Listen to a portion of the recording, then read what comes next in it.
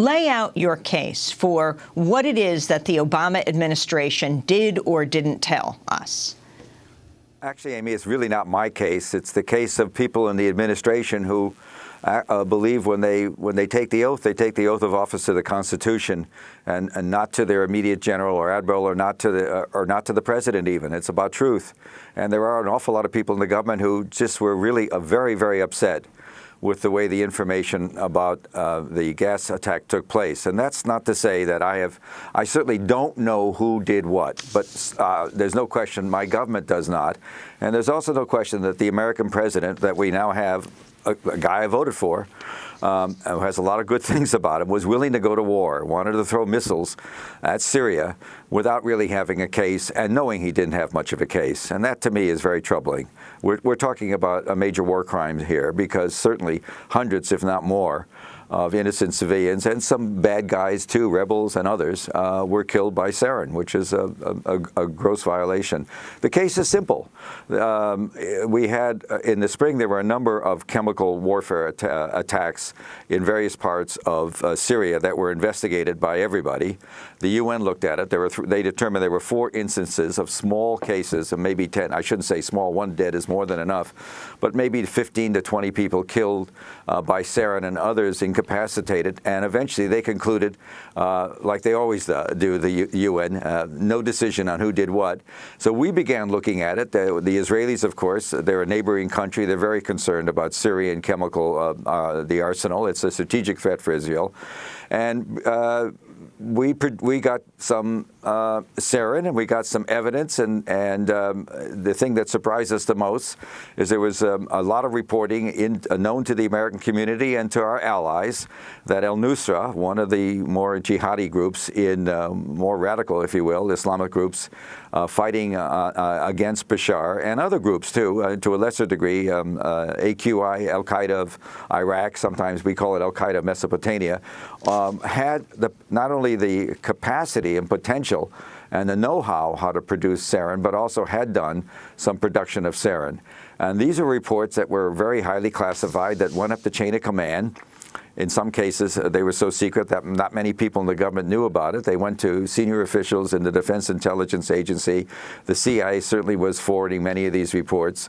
It got to the point where the American government, the military, the Pentagon, looked into the whole prospect of let's go in and clean out all the nerve gas on both sides. And they did what they call an ops study, operations study. It's an ops order, really, it's called. It's a major study, 60 or 70 various subparts to it. You're going to send, they concluded 70,000 American soldiers would have to go into Syria to clean out the chemical weapons on both sides, and that's a big deal. You know, you've got to feed them, you've got to protect them, you've got to find out how much toilet paper you're going to need. A major study was done over the summer. I think I've been told there was supposed to be what they call an NIE, a National Intelligence Estimate, on the capability of the opposition, the rebels, to manufacture sarin, but that never happened. And there we are. These reports were there. They were certainly known to the community. I can't tell you that the president himself read those documents. I don't know. But clearly, whether or not, if he didn't, he should have. And when he went public after the incident right away, you know, it was just this. The narrative was, the real issue, the narrative was Bashar, who we don't like, who's done terrible things. You know, certainly he's in order to defend his regime and his government, he's killed a lot of people, and also, we have to acknowledge, had an awful lot of his soldiers killed. It's a real rebel war there, civil war. And the point was that at no time did the United States ever consider al-Nusra to be a potential target of investigation. They were simply excluded from the conversation. And the narrative was Bashar did it. And it was bought by the mainstream press, as we all know, and by most people in the world. And this is why, you know, creepy troublemakers like me stay in business. Let's turn to White House Press Secretary Jay Carney. He was being questioned in late August about the Syrian chemical weapons attack. Jay, you were very firm in saying just now that there's little doubt that the Syrian regime was in fact responsible for this chemical attack. So in that context, what is the purpose of this intelligence report?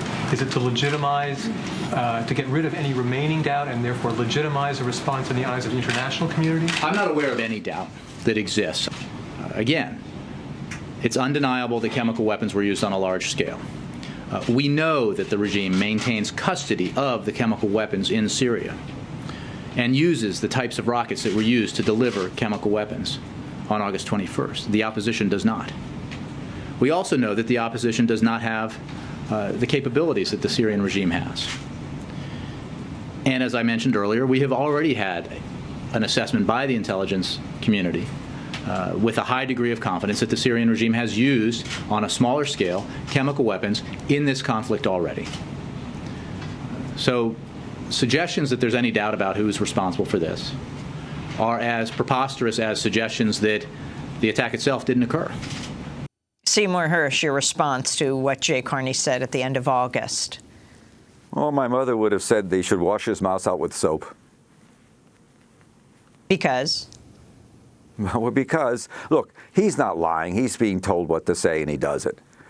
He's being told. But 4 days earlier, the State Department spokesman said, a woman spokesperson said for the State Department, we're looking on the 23rd. We have no information about what's going on. We're looking at it. The fact is that the United States has a very, very sophisticated censor system that we've put up, just as we also had in Iran, which helped us to conclude. I wrote about this for years at the New Yorker, that we're pretty sure there was no secret underground facility in Iran, even though the press still talks about that possibility. We looked at it hard. We have sensors that were very, very good.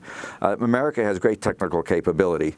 And the same thing happened inside Syria. We have sensors, and the problem with talking about it is once I had no choice, because you have to mention it, but people start asking questions about what do they look like, where are they, and that's too bad, because they're very useful. We have passive sensors that not only tell us when the Syrian, at every Syrian depot, chemical warfare depot, and sarin isn't stored. Nobody keeps sarin. It's a very volatile, acidic poison that degrades quickly. You keep the chemicals that make sarin. They were called precursors. There's two chemicals, one mix, poof, alakadabra, you have sarin. So the Syrian arsenal, the reason you can get rid of it pretty easily, as the report heard they were doing it, is because there's two inert substances that can be disposed independently. One's even an alcohol. You could just flush it. But the point being that the sensors monitor not only when sarin or the chemicals are moved, more importantly, they're capable of monitoring when the Syrian army begins to mix the stuff. And once they mix the stuff, as I wrote, it's a use it or lose it process. You have to use it quickly because it degrades quickly. It doesn't stay long in the shells. It erodes the shells. And not only that, the Israelis are right there with us on this sensor system. It's like a fire alarm, early warning system. It's an alarm goes off, and the Israelis know about it as we know about it right away. And we are not going to let the Syrian military our army create weapons, pour the stuff in the warheads, move it, and be ready to fire. That's not going to happen. The Israelis will attack before that happens. So this system said nada, nothing. On the 21st to 22nd, I write about the fact there's internal reports.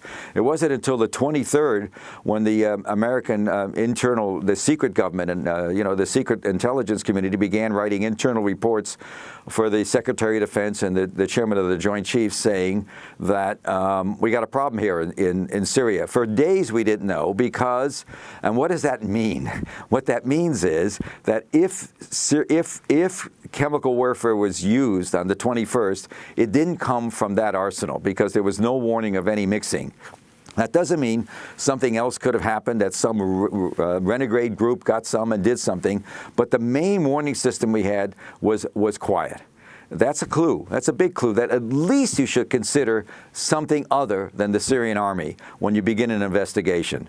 And so what the press secretary said is silly. It's just wrong. I don't blame him. He happens to be a very nice guy, Jay Carney. He's just doing what he's told.